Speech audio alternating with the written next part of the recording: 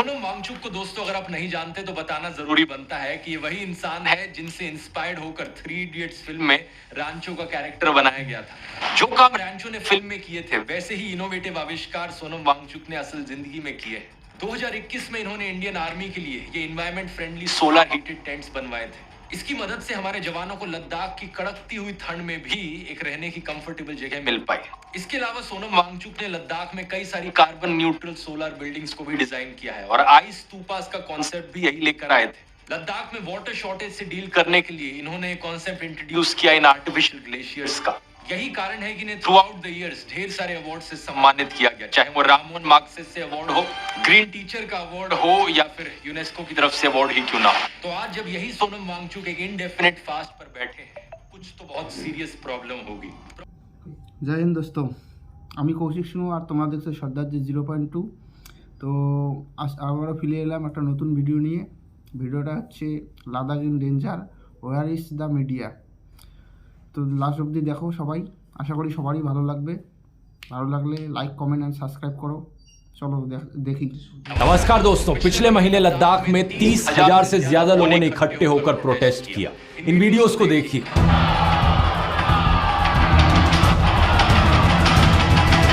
सुनकर लगेगा कि नंबर कोई ज्यादा बड़ा नहीं है, लेकिन 30,000 का मतलब है कि पूरी यूनियन टेरिटरी की 10% से भी ज्यादा पॉपुलेशन सब एक जगह पर इकट्ठे थे अपने हक के लिए प्रोटेस्ट करने। 6 मार्च को जब बातचीत के बाद भी सरकार ने लोगों की नहीं सुनी तो फेमस एजुकेटर, इनोवेटर और एक्टिविस्ट सोनम वांगचुक ने फैसला किया कि वो एक इंडेफिनिट फास्ट पर बैठेंगे।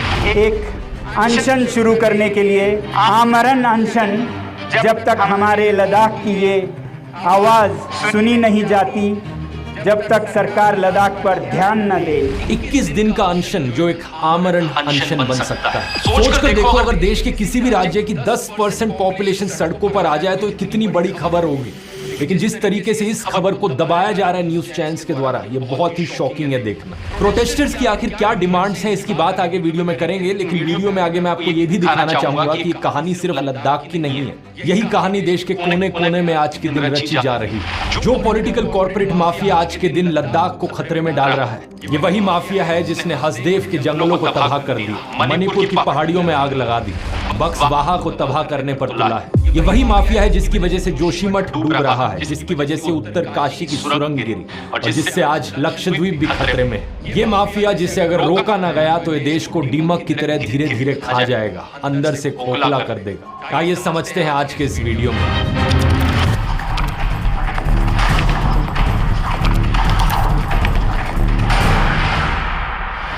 सोनम वांगचुक को दोस्तों अगर आप नहीं जानते तो बताना जरूरी बनता है कि ये वही इंसान है जिनसे इंस्पायर्ड होकर 3 इडियट्स फिल्म में रांचो का कैरेक्टर बनाया गया था। जो काम रांचो ने फिल्म में किए थे वैसे ही इनोवेटिव आविष्कार सोनम वांगचुक ने असल जिंदगी में किए हैं। 2021 में इन्होंने इंडियन आर्मी के लिए ये environment friendly solar heated tents बनवाए थे। इसकी मदद से हमारे जवानों को लद्दाख की कड़कती हुई ठंड में भी एक रहने की कंफर्टेबल जगह मिल पाई।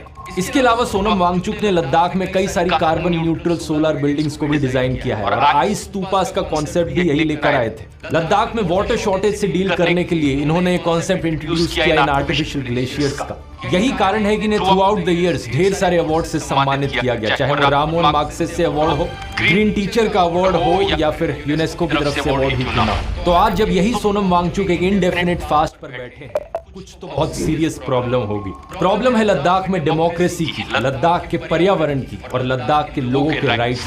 सभी लद्दाख के लोगों की 4 मेन डिमांड्स हैं यहाँ पर। पहला, लद्दाख को कॉन्स्टिट्यूशन के 6 शेड्यूल में डाला जाए। दूसरा, लद्दाख को फुल स्टेटहुड दिया जाए। तीसरा, लद्दाख की तरफ से 2 MPs दिए जाएं। करंटली सिर्फ 1 MP लोकसभा में लद्दाख की तरफ से होता है और राज्यसभा में 0 MPs। और चौथा, लद्दाख में सिक्योर जॉब्स के लिए एक पब्लिक सर्विस कमीशन एस्टैब्लिश किया जाए। एक एक करके डिटेल में समझते हैं। पहले ये 6 शेड्यूल क्या है। ये कॉन्स्टिट्यूशन का वो हिस्सा है जो देश की ट्राइबल पॉपुलेशन को प्रोटेक्ट करता है, देश के आदिवासी लोगों को। इसके अनुसार ट्राइबल एरियाज में डेमोक्रेसी को बढ़ावा देने के लिए आदिवासी लोग अपने खुद के ऑटोनोमस डिस्ट्रिक्ट काउंसिल्स और ऑटोनोमस रीजनल काउंसिल्स बना सकते हैं। इन्हें ADCs और ARCs भी कहा जाता है और ये बेसिकली इलेक्टेड बॉडीज हैं जिनके पास पावर है ट्राइबल एरियाज को एडमिनिस्टर करने की। लोकल लेवल पर आदिवासी लोग अपनी जमीन को लेकर, अपने जंगलों को लेकर, अपने सोशल कल्चरल कस्टम्स को लेकर अपने कानून खुद बना पाए। बाहर के लोग आकर उनकी जमीन, उनके रिसोर्सेज को एक्सप्लॉइट ना कर पाए।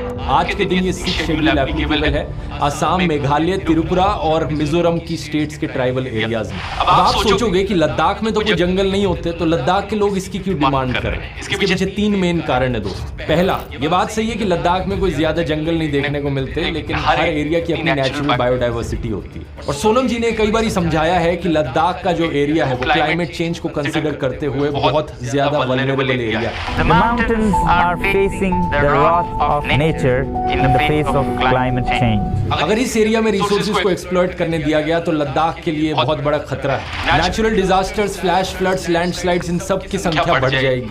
दूसरा, लद्दाख की जो मेजॉरिटी पॉपुलेशन है वो एक्चुअली में शेड्यूल्ड ट्राइब्स की कैटेगरी में आती है। एनसीएसटी के अनुसार लेह में करीब 66.8% पॉपुलेशन शेड्यूल्ड ट्राइब की है, कारगिल में 83% और कुछ एरियाज में तो 99% तक जाती है। तीसरा और सबसे बड़ा कारण, 6 शेड्यूल लद्दाख के लोगों को अपना डेमोक्रेटिक अधिकार देगा।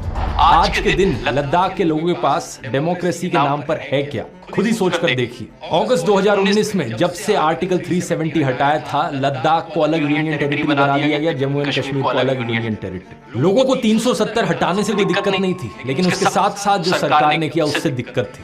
जम्मू एंड कश्मीर पहले एक फुल स्टेट हुआ करता था, 2019 के बाद से उसे डाउनग्रेड करके 2 अलग अलग यूनियन टेरिटरीज में बांट दिया। यही चीज जेएनके के फॉर्मर गवर्नर सत्यपाल मलिक ने भी कही थी। वो 370 हटाने से ज्यादा इसका बुरा मानते हैं। बिल्कुल, तो किया क्यों ये? इसमें भी मेरी कोई सलाह नहीं थी, लेते तो मैं मना करता।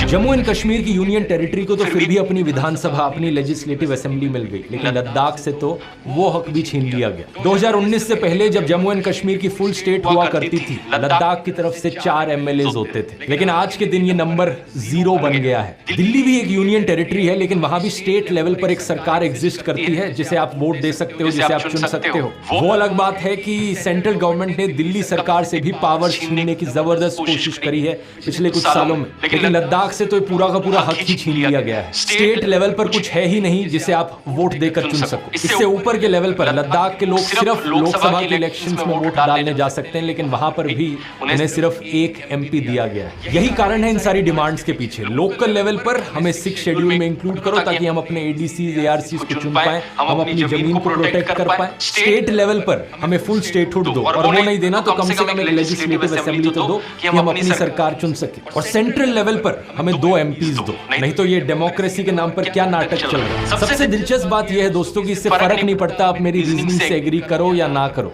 क्योंकि आज से 4 साल पहले बीजेपी ने खुद डिमांड उठाई थी लद्दाख को 6 शेड्यूल में डालने की। आखिर क्या कारण हो सकता है कि बीजेपी अब इस डिमांड को पूरा करना नहीं चाहती? ये कारण बड़ा दिलचस्प है और काफी प्रिडिक्टेबल भी है अगर आप बीजेपी की पॉलिटिक्स समझते हो तो। क्या है ये कारण, इसकी बात आगे वीडियो में करूंगा, लेकिन इससे पहले अगर आप इंडियन कॉन्स्टिट्यूशन को और गहराई से समझना चाहते हैं, कुकू एफएम पर ये वाली ऑडियो बुक मैं आपको रेकमेंड करना चाहूंगा। भारतीय संविधान अनकही कहानी, इसमें डिटेल में समझाया है कि हमारे देश का ये महान कॉन्स्टिट्यूशन, संविधान एक्चुअली में कैसे बना, क्या इतिहास था इसके पीछे। कुकू एफएम को अगर आप नहीं जानते, ये एक ऑडियो लर्निंग का प्लेटफॉर्म है जहां पर ढेर सारी ऐसी ही ऑडियो बुक्स मौजूद है ऑलमोस्ट हर तरह के टॉपिक्स पर, चाहे वो हिस्ट्री हो, पॉलिटिक्स हो, फिक्शन हो या सेल्फ हेल्प हो। डाउनलोड करके खुद ही ट्राई करके देखिए, इसका लिंक नीचे डिस्क्रिप्शन में मिल जाएगा और उस लिंक को इस्तेमाल करने से आपको एक बहुत बड़ा 70% का डिस्काउंट भी मिलेगा। अब टॉपिक पर वापस आते हैं। इनफैक्ट डिमांड ही नहीं, बीजेपी ने अपने मैनिफेस्टो में बिल्कुल ऊपर लिखा था कि हम लद्दाख को 6 शेड्यूल देंगे। ये देखिए इनके मैनिफेस्टो में क्लियरली क्या लिखा हुआ है। मैंने पहले भी दिखाया है, आज फिर दिखाऊंगा कि 2019 में जब ये संसद के चुनाव हो रहे थे, आपने पहले 3 बिंदुओं में लद्दाख को 6वें शेड्यूल में संरक्षित रखने का वादा किया था। सितंबर 2019 में ये पहली बार था कि national commission for scheduled tribes ने रेकमेंड किया था लद्दाख को 6 शेड्यूल में इंक्लूड किया जाए, लेकिन सरकार ने कोई एक्शन नहीं लिया। अगस्त 2020 में लद्दाख के लोगों ने पहली बार अपनी डिमांड सरकार के सामने रखी। सितंबर 2020 में इस चीज को लेकर पहला मास प्रोटेस्ट हुआ लद्दाख में।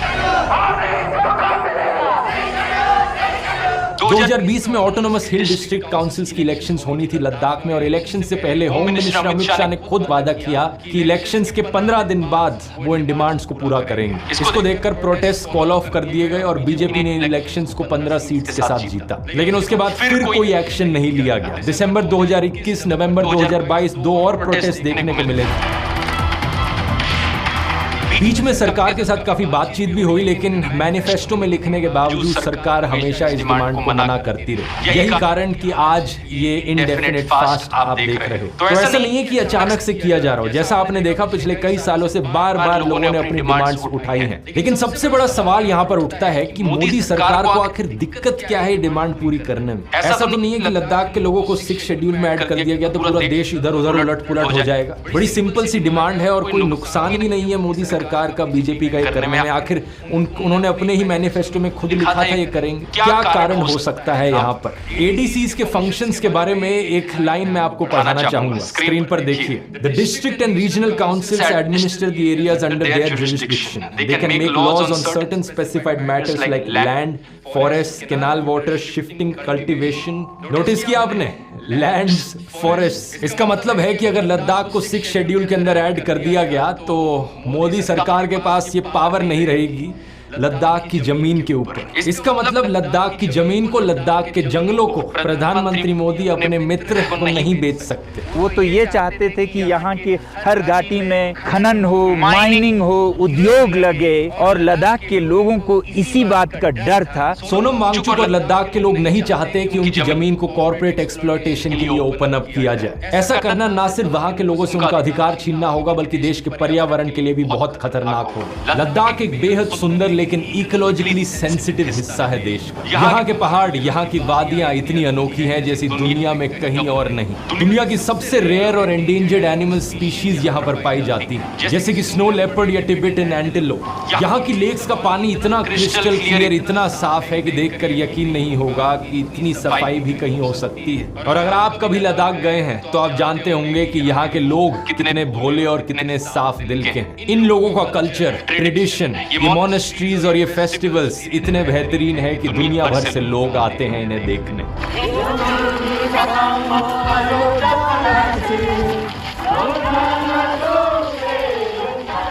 मेरा मानना है कि हर इंडियन का ये कर्तव्य होना चाहिए लद्दाख जैसी इन्वायरमेंट और कल्चरल डाइवर्स प्लेस को बचाए रखना। ऐसी जगहें हमारे देश के अनमोल रत्न हैं, लेकिन हमारी सरकार आज के दिन इन अनमोल रत्नों को किस तरीके से ट्रीट कर रही है उससे सरकार की नीयत के बारे में बहुत पता चलता है। आज के दिन मणिपुर कितने महीनों से जल रहा है, सिविल वॉर की हालत में है, और प्रधानमंत्री मोदी वहां जाने तक को तैयार नहीं है। लेकिन मणिपुर की इस हालत के पीछे भी एक कॉर्पोरेट एक्सप्लॉयटेशन का कारण है, जिसे मैंने इस वीडियो में एक्सप्लेन किया था। छत्तीसगढ़ में हसदेव जंगल काटा जा रहा है। कितनी ही रील्स लोगों ने बना ली उस जंगल को बचाने के लिए, लेकिन माइनिंग के लिए उसे ओपन अप कर दिया सरकार ने।